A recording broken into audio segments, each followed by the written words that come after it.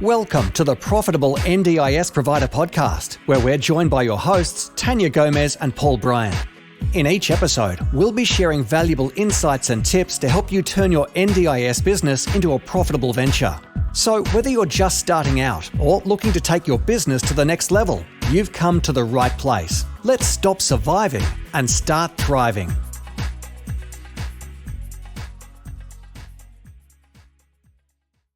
Hey there, and welcome to the Profitable NDIS Provider Podcast. I'm here with my co-host Paul. Welcome, Paul.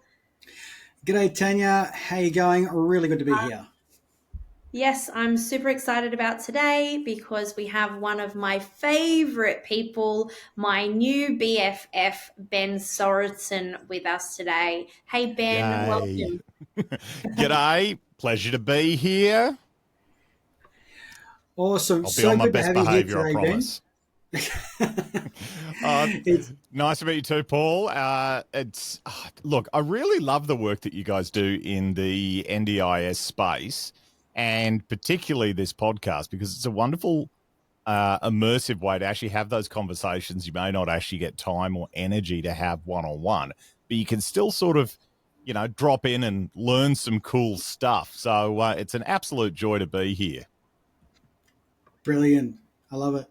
I wonder if you could give us and our listeners a bit of a background about your business and what your journey is through the NDIS. So my world's a little bit different. I'm a autistic and ADHD human, diagnosed a little bit later in life, and I realized that I could never, ever work for someone else because a lot of workplaces don't fully embrace the neurodiverse mind and how to get the best out of a neurodiverse human. So I started my business many, many years ago, and I've always been in entertainment, marketing, and basically thinking outside the box. So I call myself a neurodiverse brain for hire. So, we'll do stuff for money. Love it. And I think my whole journey in my business, in particular with the NDIS and the disability space, is about just a lifetime of learning how my brain works and then extracting the best bits of that to insert into other people's businesses to plug in those gaps and, encourage people to see opportunities and solutions that they may not have organically seen themselves. And obviously an advocate for win-win-win situations. There's nothing wrong with making a profit. There's nothing wrong with helping a lot of people, and there's nothing wrong with everybody doing well. And that's ultimately the goal.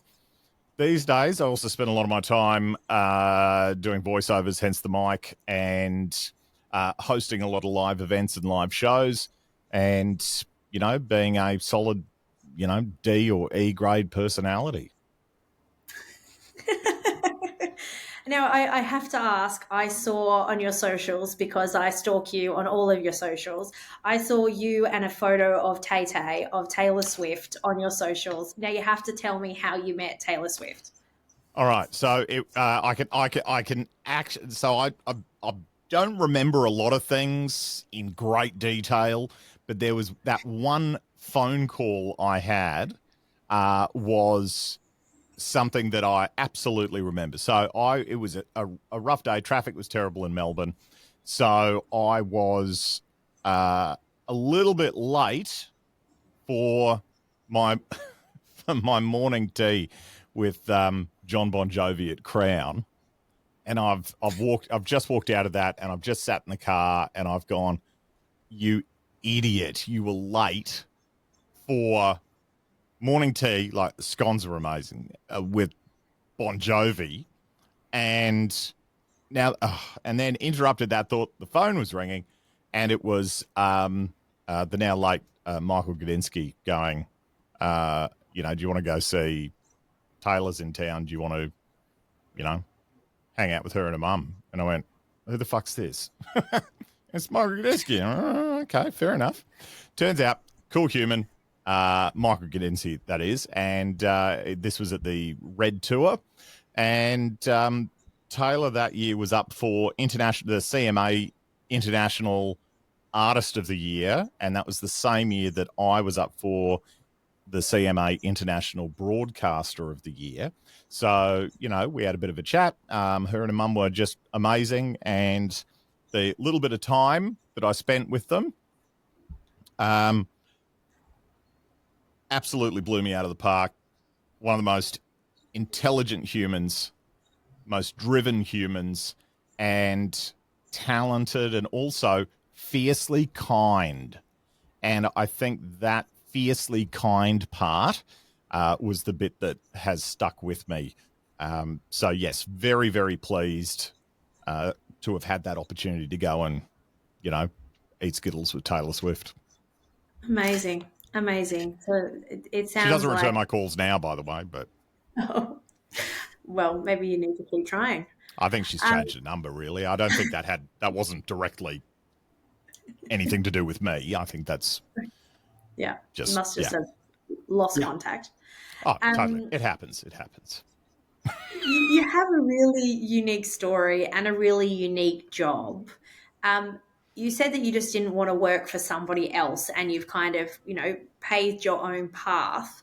What does that look like, and how did that happen? How did you get the opportunities that you've had to end up where you are today? Look, I think the thing that we think, I think when we use the term opportunity, I find that really interesting. Sometimes we have this preconceived idea that opportunities are things that come to us as opposed to us coming to them. And I think when we look at engineering things that we're good at in our own world, it's not about waiting around for an opportunity. It's about creating the environment and attitude for an opportunity to come to you. Then, with that attitude, you're relatively in control of what happens in your world.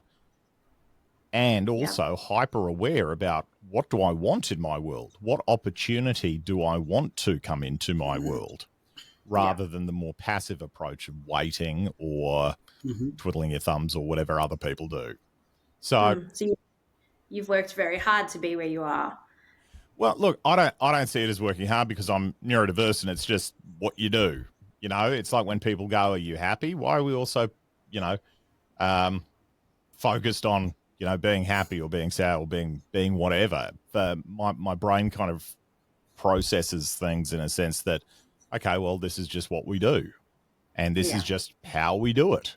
So, I'm sure, you know, if you enjoy what you do and you understand who you are and how you work, I think it makes it a lot easier to do more and to get more out of whatever you do.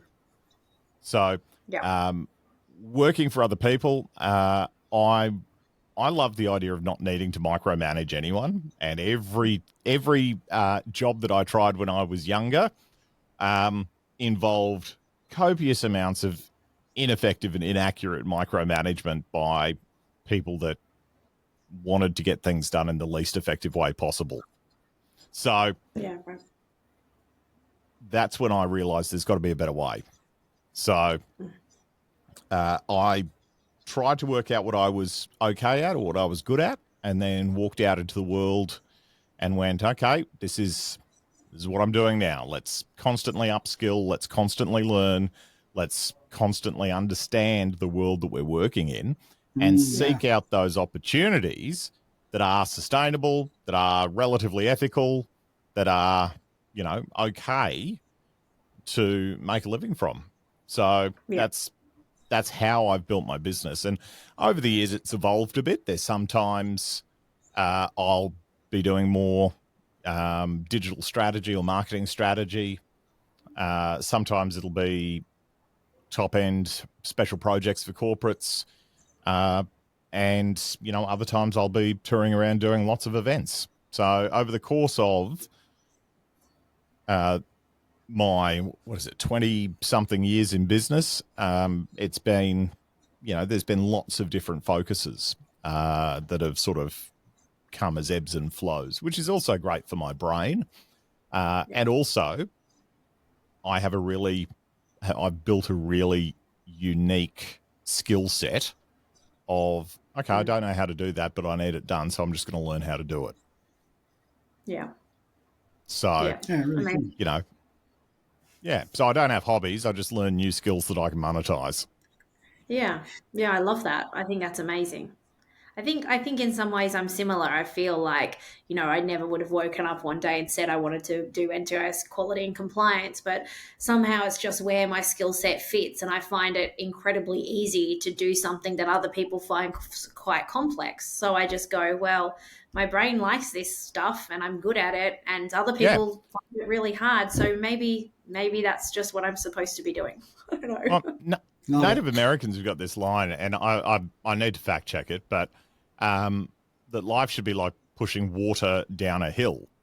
And I think what that really says, or what it really means, is we need to find things that are intrinsically aligned with how we work, and also be aware of what those things are in other people too, because I think that's the beautiful thing about outsourcing is if NDIS compliance is not your thing, but you need to do it, why struggle with it? Just outsource it so that you can spend more time doing the things that are that come naturally to you, that you work with, so that everyone can win and everyone can grow. And then, I think one of the things in society that we're missing a lot of now is absolute specialists. People who have been doing their niche and their thing for such a long period of time that they've, expanded the amount of knowledge that is in that area, that they've developed new and different skills using, the new technology that's come out in their niche because they're so aware of it. But I see a lot of generalists out in the world trying to do everything rather than outsourcing the things that they don't like doing and focusing on things that they do so that they can provide better service, better quality to whoever their business looks after. Yeah. It's that Japanese concept of ikigari. It's like that diagram of what do you love, what does the world need, or what do the world pay you for, and what are you passionate about? And if you can find something that the world needs, you love, and there's value to people in that, then that's like the I think they call it like the reason for living. It's what you love, what the world needs, what you can be paid at, and what you're good for, what you're good at. If you can get all those things to align, it's like the happy place.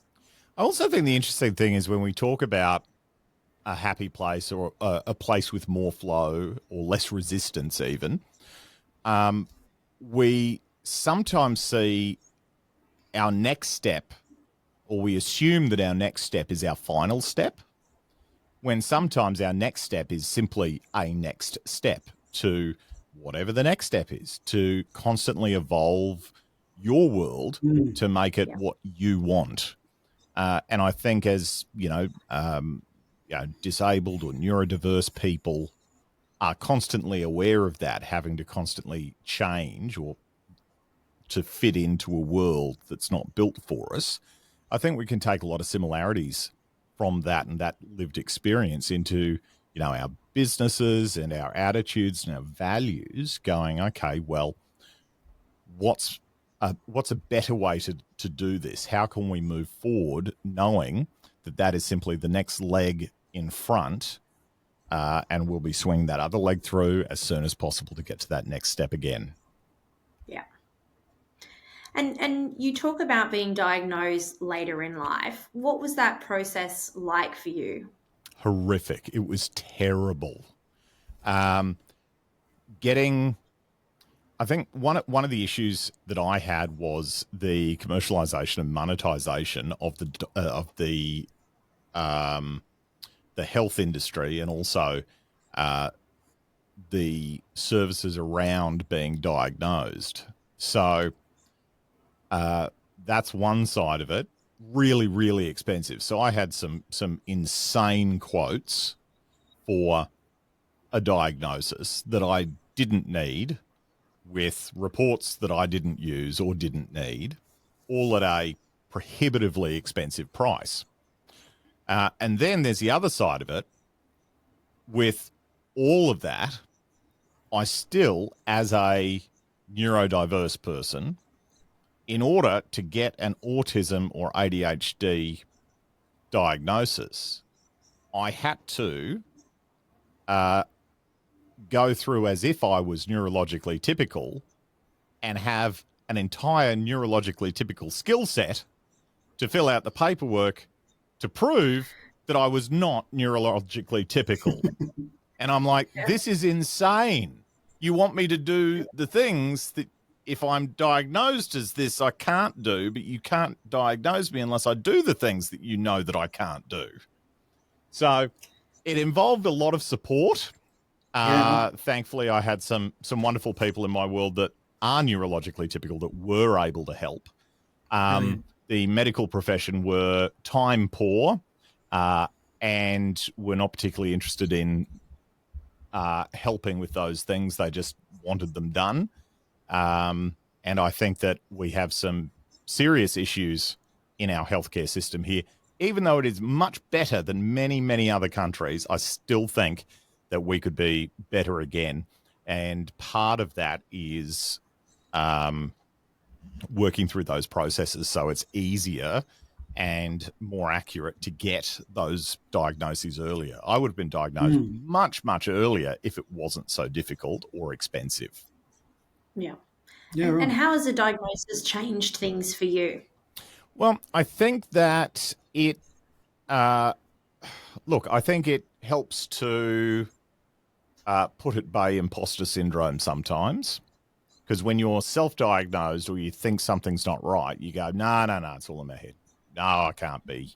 It's, you have those moments of doubt. And, a lot of neurologically typical people will fuel that doubt and go, no, it's not that bad. You're being silly. Or if you mask particularly well, everyone's going to go, well, you're not a problem for me, so therefore you shouldn't have a problem. So the diagnosis for me was like a confirmation that no, you're not crazy. You are a bit different. And no matter how much energy you put into some things, your brain just won't work that way. It just will not be that thing that you're trying to make it.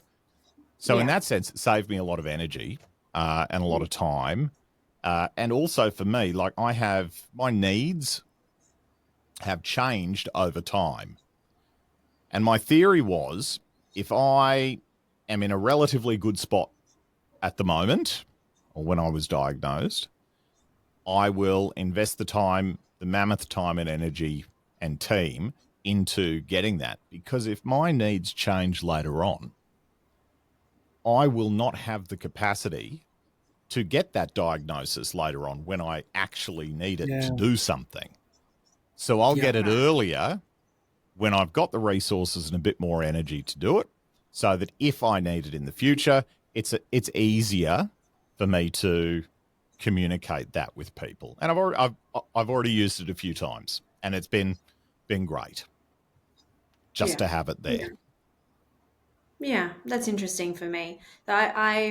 I have dyscalculia, which is dyslexia for numbers. And it's interesting what you say about your brain just never doing it, because, there's things like two-factor authentication. When I'm paying my staff, I have to put in codes for every transaction. And I can't do it. I just can't do it. And I'm capable in so many other ways. And often my husband will be like, you're just he can't understand. He's like, it's a limiting belief that you're not good with numbers, or it's a limiting belief that you can't do that. It's like, no, I just can't do it. It doesn't matter how much I try, the numbers invert themselves. I can't change that. And with a lot of things, you might be better at it when you're well rested at the beginning of the day, or you're putting 10 times the amount of energy into doing it than everyone else. And that's not sustainable. And I think one of the things that we have to look at or talk about within that disability space is sustainability. Just because someone can do something one day doesn't mean that that's sustainable for them, or something that they're able to do constantly just because you see something happen in that little window. So, Yeah. but then that also goes to the larger concept or the larger conversation about how do we respect the needs of other people, be they disabled or not, and how do we encourage everybody to have enough capacity in their life to provide kindness to everyone around them. And that doesn't just benefit people with different needs, that benefits everyone. Yeah. Yeah. I think I started my life as an early childhood teacher, and I think that's what I really loved about early childhood is that you never try to, you just meet children in early childhood. It's different in school, but you just meet them where they're at. So if they've had a bad night's sleep because they didn't sleep last night, you just deal with the tantrum. You don't try to stop them from having the tantrum. You don't tell them they shouldn't have a tantrum. You just deal with the tantrum. And, if their parents are divorcing and they need some extra attention, then you just do it. And if they, are reading at this level or this level, it doesn't make a difference. We just meet them where they're at. And I feel like early childhood is like the closest thing to inclusion that I've ever seen. And look, some people do it better than others. But I think I always really loved that. And I always found it so jarring when I moved to the teaching in schools that if a child wasn't reading at this level, then almost punished for it. And it's like, it surely can't be their fault that they're not reading at the right level. They're doing obviously the best they can. They're not sitting there like with their hands over their eyes, not trying. Schools not being built for boys, and that I've got 3 sons. Schools not being built for the energy that boys have, and yet we expect them to sit on the mat for an hour and a half at an assembly without wiggling. And it's like, but they're just not built that way. How can we have the environment that we understand this when they're 5, but we don't understand this when they're 6 or 4 and 5, whatever the ages are? It just kind of blows my brain from that perspective that we can really be empathetic in children when they have differences. But as soon as they've hit school, we have all of this societal pressure that they have to behave a certain way in line with developmental norms that I don't even know who decided were a thing. Maybe they were developed for it, for medical, I'm not sure, but we have these impossible standards for children to meet. And then we get cranky when they're not meeting them, as opposed to going, well, we're the adults, we're the educators. How are we adapting to help them learn? And I think about, I was diagnosed with dyscalculia when I was in my 20s. I was working with a boy with dyscalculia. I was his special needs assistant, helping him with language dyspraxia. And the OT did an examination, and a psych did an examination and said, oh, it's dyslexia, dyscalculia, language dyspraxia. And everything they were telling him about his math. So he couldn't read the time. He couldn't tie his shoelaces. His balance was off. He couldn't do maths, basic maths, and he was, I think, 8. And everything they said, I was like, I couldn't tell the time. I didn't learn to tie my shoes till I was 12. All these things that I was like, oh, and so I asked them if they would do the test on me, and they did.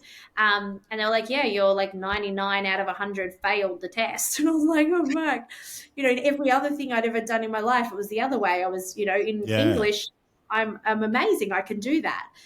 So it was always really interesting to think that, I had got through my whole schooling because, my maths teachers would ask me a question and I'd look up at the ceiling and wait an amount of time for them to move on to the next person. But no one ever said there was a problem there or thought, they just said I was bad at maths and I wasn't interested and I was better at other things. Yeah. We're all very clever at masking, aren't we? Yeah, well, that's the thing, right? What survival technique. And figuring out how do you get through. Yeah, interesting.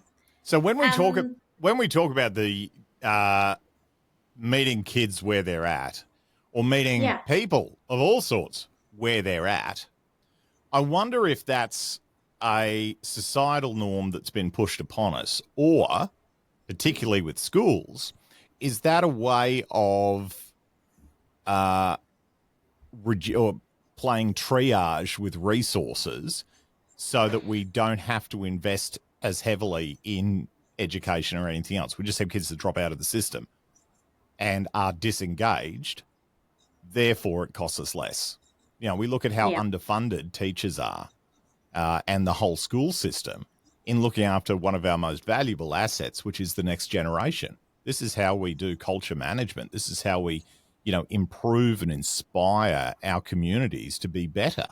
And we're underfunding it simply because we can't quantify a direct and immediate fiscal return on investment.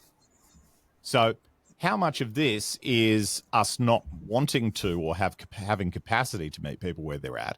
And how much is it us going, I just don't want to spend the extra resources because either I don't have them, I don't want to, or I want to buy a jet ski. Who knows? I think there's a lot of different... Or they just don't know that there is a solution. Like they can't think of another way of doing it, right? Like it's always done how it's always done, so this has to be the right way. Well, that inability to get another solution. But that's also culture management as well, because a lot of times there's and also our generalist brains going, well, if you give me 5 options in front of me, I'm going to pick out of those 5 options. I'm not going to organically understand that there are more options than the 5 that you've given me. It's a really great sales technique that they use in the beauty industry as well. Yeah. Here's the 5 face creams you need. Oh, I can't afford those 5. Okay, well, how about these 3? How about these 2? Okay, this is the one you need. But I'm not going to tell you that's the one you need to start with. Yeah. As a sales technique, because of how our brains will only pick from what's available and in front of us. Yeah. Absolutely. Rather than the infinite world of possibilities. You mentioned about connected marketing. Could you explain to us what connected marketing is and how NDIS providers might use that to expand their reach or to really connect with the people that they're wanting to connect with?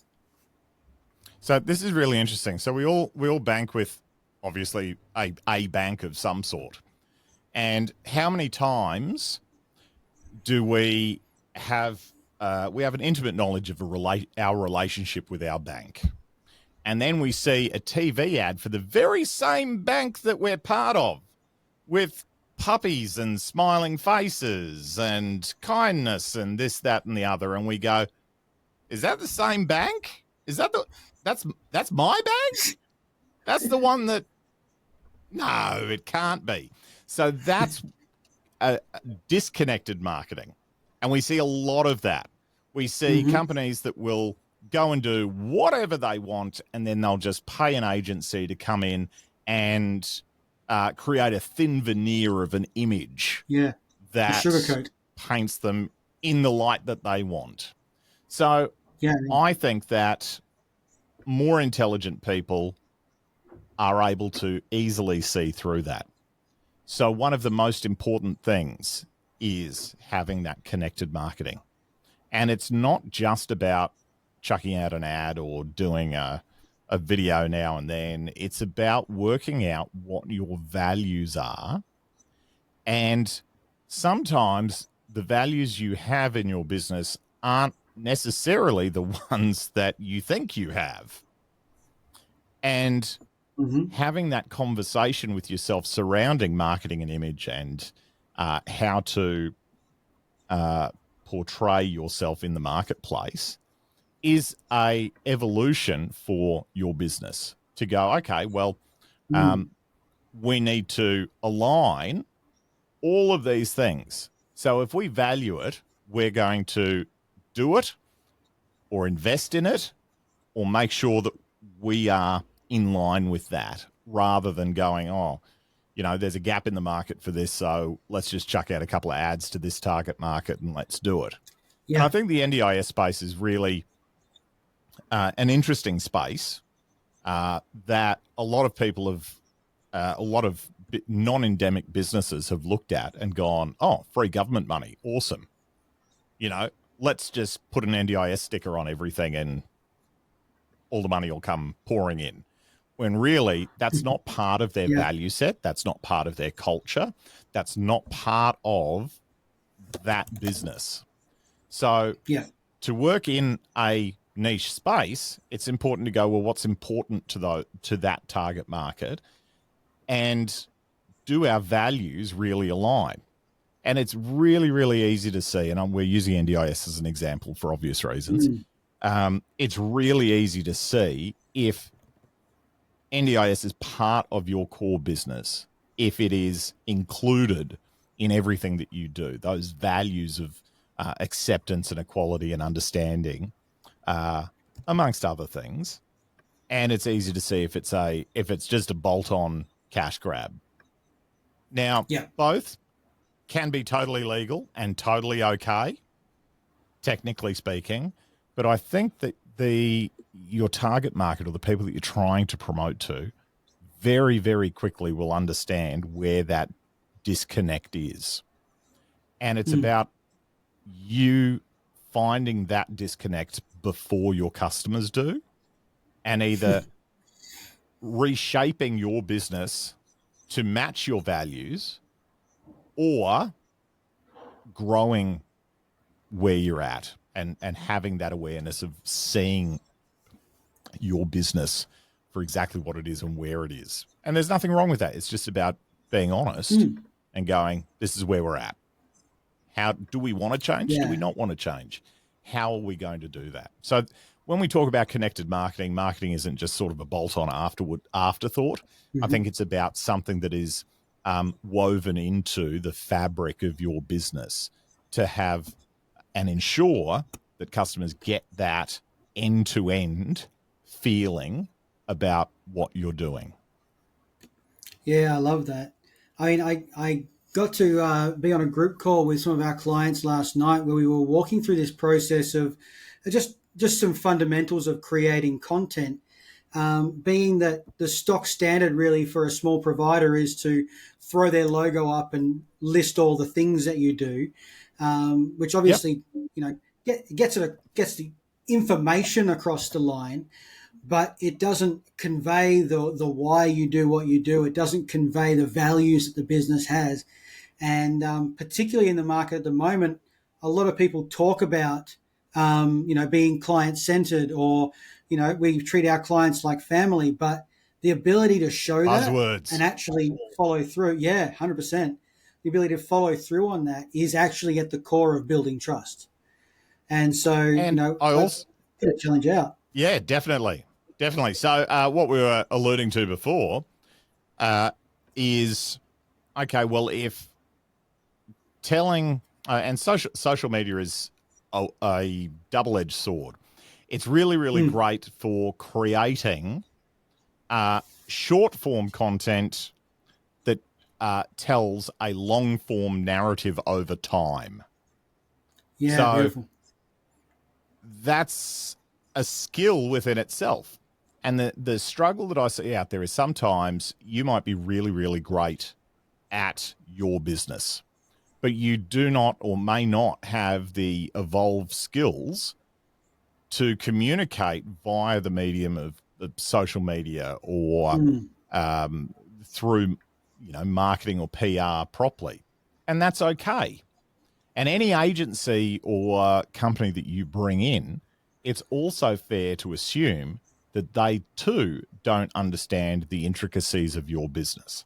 So by having that awareness before you start that relationship, you can clearly understand who's got the skills in which area, how they complement each other, and then you can manage that relationship to get the best results. If you hire an expensive agency that's really, really good at social media, that's great. Know that they're really great at social media, but you still will need to educate them on the nuances of your business and how your business operates and your own business values to get them up to speed so then they can plug their skills in. Now, this becomes really difficult if you don't know what you're communicating to them. And sometimes we see that relationship go a bit pear-shaped because they're trying to fill in the blanks so they can do what they're paid to do. And you're trying to inarticulately explain something that may not be that you may not be completely sure of, and then it tends to not work out sometimes. So knowing yourself, knowing your business, knowing what you're after, and then outsourcing and engaging those special experts in specialist areas can be a really great way to do that. Marketing used to be much, much simpler. Like you said, you could get away with putting information out and, a couple of photos and all of that. But now in the age of the internet, most of the information that I require, I can Google search for. So I want more than that. I want more than information. I need accurate information that I can verify. And also I need to know how you use that information, how you do what you do, and what the, what are the key decision-making factors that would make me choose your business. And that's, some of those concepts are universal. Why would I choose you over the 5 or 6 other people that I've narrowed down on my list? Because the internet's given me a list of 7 or 8 people or whatever, So having those conversations, and I think it's also partly, rather than working in your business, taking some time out to work on your business as well, will give you that, as quantum physics talks about, the observer, being able to stand back and objectively look, or semi-objectively look at what you're doing, what you're creating, and where you're going. And I think having that time out to just focus on what you're doing, rather than being in the thick of it, provides that context that is more easily seen by your customers than often you. Yeah, brilliant. Just on that area of, advertising and marketing, you consult in that area. What would be your best advice for providers when they're deciding, where to spend their marketing budget? Because there are so many options. What should they be looking for to, I guess, maybe get best bang for buck, or even get the best reach, or really just get their message out there the way that they want to? Look, I think that's a really great question. And we were talking before about steps and what the next step is, and the next step, the next step. And I find that really interesting. So a lot of business owners still have an older or a more outdated view of marketing. So it's about, if I spend X, how much return do I get from that X? Whereas now I feel like it's more about accepting that marketing isn't a hand-to-mouth sort of situation. It's more of a larger holistic concept of building, a brand, an awareness, and almost a feeling in the industry of who's a really good provider, who's constantly across what's happening. I mean, we look at some of the stats from the old days, and you'd only need 4, maybe 5 touch points in order to get a new customer to understand that you sell a product. Now we're seeing 20, 25 touch points in order for people to actually remember who you are and what you do. And that's simply because we're constantly bombarded by lower quality media. So we have to look outside of that. Buying an ad here and there, or buying a tool here and there is better than nothing. But the only way I see these days to get a decent overall return, because we don't want a return on our advertising, but what we do want is a business that grows. And part of that is retaining current customers and also locating new ones so that we can continue that cash flow for our business. And when we look at our marketing, tools individually don't do that. But if you have a marketing strategy that encompasses all of those things, then you have a better shot at creating brand advocates from the people that are already working in your business, that will also provide, referrals and support for the other tools and advertising that you have as part of your strategy that uniquely communicates who you are. Yeah, that's really interesting. I think that is something that all of my clients struggle with, is one, knowing who they are uniquely, knowing how to connect and how to communicate their difference, and articulate why they're in the space, what are they looking to do, what problem are they solving, and what makes them different from the other provider next door who's offering the same services at the same price to the same demographic. in your experience in both advertising, but also as a neurodiverse person yourself, do you have any suggestions for NDIS providers around how they can optimize their marketing or communications to better meet the needs of their clients? I think it stems from who is your ideal client. Yeah. What do they look like? And who are they? Where are they found? What do they like? And building that profile of your best client. So what does that look like? Are you perfectly geared for this? Or do you find it just easier to work with this category of client? Great. Specialize in that. And in your marketing and advertising, if you go for or try to target that niche or sub niche of client that you prefer, that you're perfectly geared to, you will get people outside of that. However, you'll build a business with more people that get what you do, get who you are, and you're better able to service those people. And it all started with you understanding your own business, who you like to work with, and who your ideal client is.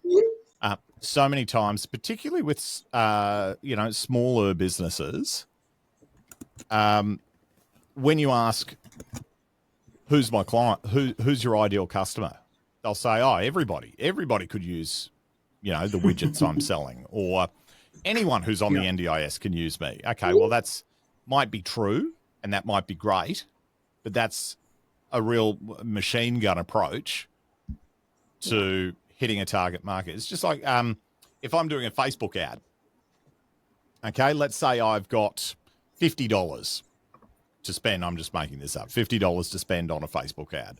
And then it says, targeting. Oh, well, everyone's my target market. Great. So that means that for your $50, you're going to have to stretch that across 20 million people. What sort of return are you going to get from your $50 if you spread it across 20 million people? However, if you target and say most of my clients, or the clients that I'm able to best look after and best care about, reside within 20 kilometers of my location and are older. They're between 44 and 65, and really, really enjoy doing puzzles, or they like movies or whatever. Then suddenly you're taking that 27 or 20 million that I was talking about before down to 500,000. So you're starting to narrow down to who your core clients are that have a better chance of using your service and needing your service. And all 100%. marketing is just like that. Brilliant. And you mentioned before about, and particularly you talked about Taylor Swift and the kindness there. You mentioned before conscious kindness. Can you tell us a bit more about that concept and how it fits into the work that you do? Look, I think conscious kindness is, we live in a really, really busy world. And in a late stage capitalist country, it's a lot of our focus is on producing. It's productivity. How can I do more? How can I output more? And a lot of times when we're focused on output, we're not focused on ourselves. We're burning the candle at both ends. We don't have capacity to do anything extra. So then being kind to another person or being more empathetic or understanding comes at a much higher cost because we're also empty. So when we talk about conscious kindness, we talk about engineering your life and your world to have that capacity to care for yourself, which not only in the long run makes you more productive and also helps to care for you in the long run, it also means that a lot of other smaller problems in your world and dramas in your world will disappear simply because you have the space to be empathetic, you have the capacity to not be in an acute emotional state so you can make better cognitive decisions, and so that you can extend that not just to disabled people or people with different needs, but to everyone, creating on a larger scale a better environment for you to live in and for all of us to live in. Yeah.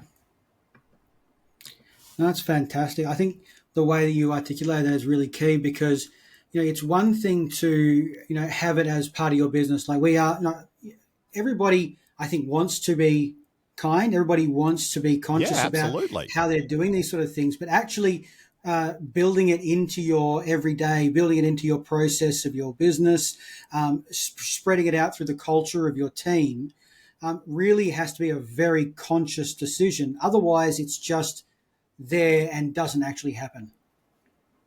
Well, that's what we were talking about before with that disconnect. We have a core value in our business of being kind.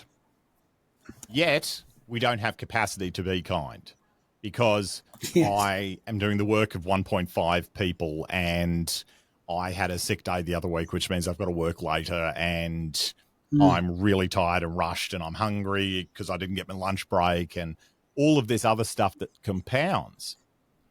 And I'm not kind all the time. Neither is anybody else. It's not about being perfect. It's about setting yourself up for success. Yeah, I love it. So that you have better opportunities in order to extend that kindness to someone else who may be having a rough day, to make sure that you can also extend that kindness to yourself so that you can be a better community member, be that in your work community, your personal life, your family, so that you can have that conscious decision. And kindness is a lower cost when you're healthy, happy, and have that capacity there. So it makes it a much easier decision to be kind. So set yourself 100%. Up for success. And part of it is working out in your business what those values are. Yes. Do I need to? Is this value so important to our business that maybe we need to get another person on board to help out so that we can be sustainable in the long term rather than burning out our staff super early? How can we actually provide, and for business owners to have the awareness that in order to provide a higher level of service or a better service or to meet the values that you say you have, sometimes it may cost you a little bit of money. Yeah, absolutely. But that's okay. We all spend money on where our values are. 100%. And you may not see immediate short-term results, but if you look at it over 12 months, 2 years, 3 years, what's your staff turnover like? What are your sick days like? Are people taking holidays? Do they feel they can take holidays? How is everyone in the office? How do they work with each other? All of these things long-term add up to a better business, a kinder business, better productivity, better client relationships, and overall, a better way to live. Brilliant. I love it, mate. Look, I've taken away... Again, just my 2 cents. Just your 2 cents. Look, I think that's a very valuable 2 cents that people should be definitely taking on board there. Plus I've got a couple of things that I just want to make sure I've got the right points here. I mean, you mentioned, start with the values. Like, is this actually viable part of our business? And either building to the values you want or adjusting to suit. So it's actually a coherent business. As long as they're coherent, as long as what you're saying and what you're doing are pretty close to the same thing, then you're going to be attracting people that understand those values and accept or are okay with those values because you've given them the opportunity to make that decision. You've provided the marketplace with that information to go, these are my values. Are you okay with that? Great. Come on down. You're weeding out the tire kickers super early on by communicating what you're about clearly and accurately. Yeah, I love it. One of the other key things I pulled out of what you said, which I think was really important for everyone who's listening, is tools alone are great, but strategy is the key, because we can look at one thing like, oh, Facebook ads, that's shiny, cool thing I'm going to do. But is that part of your whole strategy for marketing your business, for getting out there, for helping more people? So understanding that whole strategy approach is really key. Definitely. And the line I love using with that is from Lamborghini. When asked why doesn't Lamborghini advertise on TV? That's because our target market doesn't sit around watching TV. Exactly. Love it. And just that idea that your brand matters, because that's what people are really gathering from your business, really understanding that connected marketing, so people can see your brand, and that's what is stuck in your head. As you mentioned at the beginning, the bank, it all looks shiny and bells and whistles on the ad, but then when you get those letters in the mail, you kind of go, I don't know if this is really coherent. Yeah, absolutely. How do you want people to feel when they see and hear about your business? How do you want your customers to feel when they're using your business? Absolutely. So I'm wondering, for our listeners, how can they get in touch with you if they'd like to know more about what you do? Look, super easy. bensorensen1.com. Really easy, because someone else took Ben Sorensen, and I thought I'd just put a 1 on the end. Beautiful. I love it. bensorensen1.com. Look, you can find all of the entertainment stuff and the performance stuff there. If you do want any of the more bespoke strategy stuff, super easy. Just send me an email or a book in a time at the bottom of the website there. So really easy. Love to have a chat with people in the NDIS space. Love it. Thank you so much, Ben. That's been amazing. It's been so great to catch up with you again. I'm looking forward to catching up with you again in person next time I'm in Melbourne. Yes.